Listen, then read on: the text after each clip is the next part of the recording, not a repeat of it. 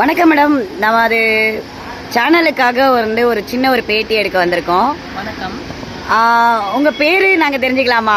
என் பேர் உமாசங்கரி. நான் சென்னை உயர்நீதிமன்ற வழக்கறிஞர். கொஞ்சம் சத்தமாக பேசுங்களேன், எங்களுக்கு காது கேட்கல. என் பேர் உமாசங்கரி. நான் சென்னை உயர்நீதிமன்ற வழக்கறிஞர்.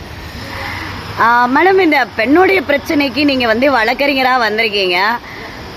பணத்துக்காக வந்தீங்களா இல்லை உண்மைக்காக வந்தீங்களா? உண்மைக்கும் ஒரு பெண்ணுக்கு ஏற்பட்ட கொடுமைகளை தட்டி கேட்க நீதிமன்றம் இருக்கிறது என்பதனை நிரூபிக்கவே நான் இந்த வழக்கை எடுத்துக்கொண்டுள்ளேன். எனக்கு பணம் வாங்கி கொண்டு வழக்கு நடத்துவதை விட ஒரு பெண்ணுக்கு நீதி, நேர்மை, நியாயம் எந்த காலகட்டத்திலும் மறுக்கப்படக்கூடாது என்ற உயரிய சிந்தனையுடன் தான் இந்த வழக்கை நான் எடுத்திருக்கேன். நீங்கள் இது சொல்கிறீங்க, காவல்துறை சீரிய சிந்தனை இல்லாமல் வழக்கறிஞர் நீங்கள் சிந்திக்கிற அளவுக்கு அப்படியே விட்டுருச்சு. அப்போ நீங்கள் காவல்துறையை குறை சொல்லும் நிலவுக்கு வந்திருக்கீங்களா? காவல்துறை குறை செல்வதற்கில்லை, ஆனால் காவல்துறையை தட்டி கேட்கவே நான் இந்த நீதிமன்றத்துக்கு வழக்கை தொடுக்க வந்துள்ளேன். அப்படி என்ன தப்பு செஞ்சது காவல்துறை? காவல்துறை ஒரு பெண்ணை தகாத நேரத்தில் அவளை பண்ணக்கூடாத கொடுமைகளை செய்து அந்த பொண்ணு தனக்கு ஏற்பட்ட பானத்துக்கும் பங்கம் விளைவித்து அந்த பொண்ணை தட்டி கேட்டு காவல் நிலையத்தை அணுகிய போதும் அவளுடைய வழக்கை அவர்களுடைய புகாரை எடுத்துக்கொள்ள மறுத்துவிட்டார்கள். அந்த பொண்ணு நீதிக்காக போராடி என்னை அணுகியதன் விளைவாக நீதி என்றைக்குமே தூங்குவது இல்லை. சட்டம் ஒரு இருட்டறை, அதில் வழக்கறிஞர்கள் வாதம் ஒரு ஒளிவிளக்கு என்பதை நிரூபிக்கக்கூடிய வகையில் தான் இந்த வழக்கை நான் எடுத்துள்ளேன். Correct ma'am. அவங்க ஹையர் அத்தாரிட்டியில போயிருக்கலாம்ல. அவங்க ஹையர் அத்தாரிட்டி போகாம ஏதோ கருணை கொலை சொல்றது எந்த விதத்துல நியாயம் நீங்க நினைக்கிறீங்க? கருணை கொலை செய்ய மாட்டாங்க அப்படின்றத அந்த பொண்ணு சிம்பதி கிரியேட் பண்றதுக்காக பண்ணிருக்கலாம்ல. இதை நீங்க செக் பண்ணீங்களா? நான் அந்த பெண்ணை நேரடியாக அணுகி அவளிடம் வாக்குமூலம் பெற்று உண்மை இருக்கிறது, உண்மையாவே காவல்துறை சரியான தன்னுடைய கடமையை செய்யவில்லை. ஒரு பெண்ணை விசாரிக்கும் போது ஒரு பெண் காவலாளி கூட இருந்து விசாரிக்க வேண்டும்.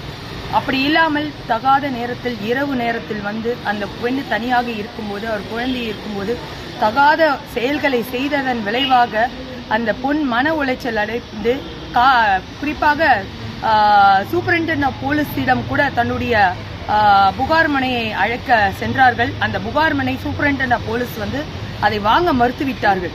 இப்படி இருக்கும் சூழ்நிலையில்தான் அந்த பெண்ணுக்கு ஒரு நீதி கிடைக்க வேண்டும்.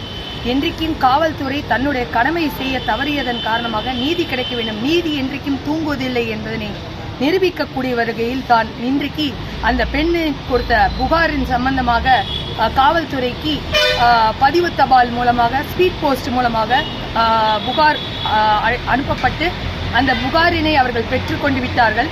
அதன் அடிப்படையில் GM1 கோர்ட்டில் இன்னைக்கு ஃபைலிங் பண்ணிட்டோம். அந்த அவர் கொடுத்த புகாரின் மீது தகாத நடவடிக்கை எடுக்க வேண்டியும் அந்த கேஸை பதிவு செய்ய வேண்டியும் குடும்ப வன்முறை சட்டத்திலும் அப்புறம் இந்திய தண்டனை சட்டத்திலும் பதிவு செய்யக்கூடிய இன்னைக்கு மனு ஃபைலிங் பண்ணியிருக்கோம்.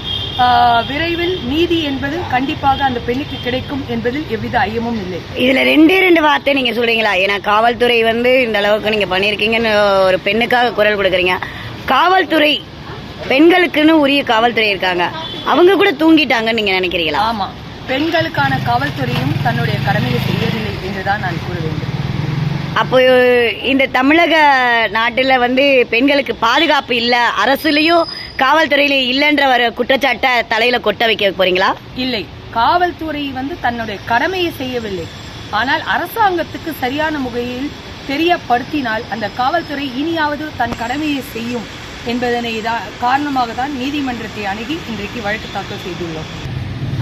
நீதி தேவதை கண்கள் கட்டியிருந்தது, அதனால கூட நல்ல ஒரு விஷயங்கள்லாம் நடந்தது. ஆனால் நீதி தேவதையின் கண்கள் திறக்கப்பட்டு கூட இன்று அட்டுழியங்களும் அக்கிரமங்களும் நிறையா இருக்குது.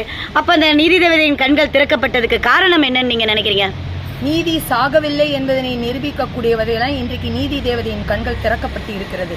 என்றைக்குமே நீதி நிலைத்து நிற்கும். நீதியை நிலைநாட்ட தான் நீதித்துறை இருக்கிறது. நீதித்துறை இண்டிபெண்டன்ட்னு சொல்லுவாங்க. அது எந்த விதமான ஒரு கட்டுப்பாட்டுக்குள் இல்லாத சட்டத்தையும் நீதியையும் நேர்மையும் வலியுறுத்தக்கூடிய வகையிலும் நம்மளுடைய அரசியலமைப்பு சட்டத்தின் மூலமாக நீதித்துறை என்பது செயல்படுகிறது. இந்த பெண்ணுக்கு என்றைக்குமே கண்டிப்பாக ஒரு நீதி என்பது காலதாமதம் இன்றி கிடைக்கும் என்பதனை நீதித்துறையின் மூலமாக நான் வழக்கறிஞர் துறையின் பணியாற்றுவதன் மூலமாக இந்த இடத்தில் நான் தெரிவித்துக் கொள்கிறேன். வாழ்த்துக்கள் மேம், வெற்றி பெற வாழ்த்துக்கள். பெண்கள் வந்து ஜெயிக்கணும். நீதித்துறையின் மேலே இருக்கிற அவநம்பிக்கையை போக்க நீங்க புதுமையா, அதுவும் சென்னையில இருந்து மயிலாடுதுறை வந்திருக்கீங்க. கண்டிப்பா நீங்க வெற்றி பெற வாழ்த்துக்களை கூறுகிறேன் மேம். வணக்கம். நன்றி.